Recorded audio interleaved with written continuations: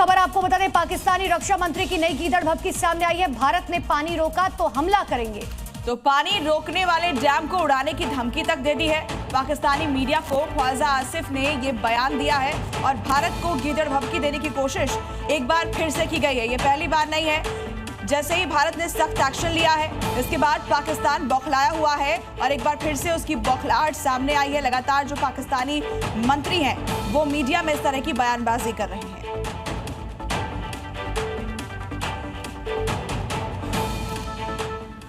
रक्षा मंत्री ख्वाजा आसिफ ने हिंदुस्तान को सीधी धमकी दी है। ख्वाजा आसिफ ने गीदड़ भभकी देते हुए कहा कि अगर सिंधु का पानी रोका गया तो पाकिस्तान हमला करेगा। जियो न्यूज के कार्यक्रम नया पाकिस्तान में बोलते हुए रक्षा मंत्री ने कहा, निश्चित रूप से अगर सिंधु नदी पर अंतर्राष्ट्रीय कानून का उल्लंघन हुआ तो इसे पाकिस्तान के खिलाफ भारतीय आक्रामकता के रूप में देखा जाएगा। ख्वाजा आसिफ ने कहा, हमला केवल तोपों या गोलियों से ही नहीं होता, पानी को रोकना या मोड़ना भी पाकिस्तान पर हमला ही है।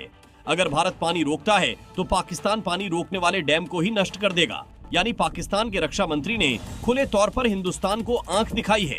ये धमकी दी है कि पानी रोका तो पाकिस्तान हमला कर देगा।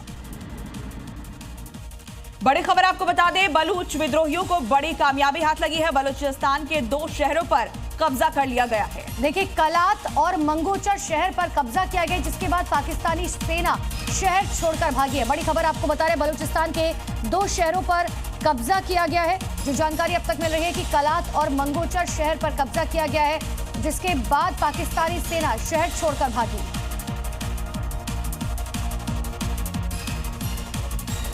हिंदुस्तान से जंग लड़ने का सपने देख रहे पाकिस्तानी सेना अपना हाल खुद बयां कर रही है।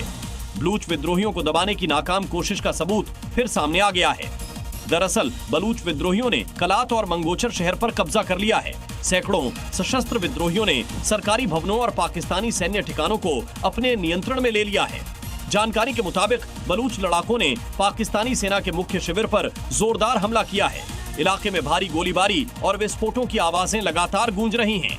बलूच विद्रोही लंबे समय से पाकिस्तान से आजादी की मांग कर रहे हैं और इस हमले को उनके संघर्ष का हिस्सा माना जा रहा है।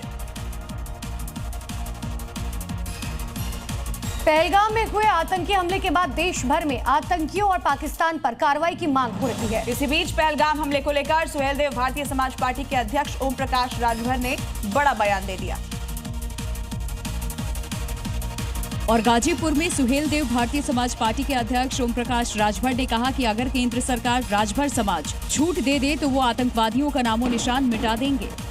हम तो भारत सरकार से यही कह रहे हैं कि हमारी जाति को हथियार खाली दे दीजिए, तो जितने आतंकवादी पाकिस्तान में घुस करके पता लगा के मारेंगे, एक भी आतंकवादी बचेगा नहीं। पूरे पाकिस्तान से आतंकवादियों का सफाया हो जाएगा। अपनी जाति की तारीफ करते हुए ओपी राजभर यही नहीं रुके। उन्होंने राजभर समुदाय को लड़ाकू कौम बताया, जिन्होंने मुगलों और अंग्रेजों से लड़ाई में बढ़ चढ़कर हिस्सा लिया था। ओपी राजभर ने कहा कि पहलगाम आतंकी हमले को लेकर सरकार बेहद गंभीर है और आतंकिस्तान पर एक्शन तैयार है।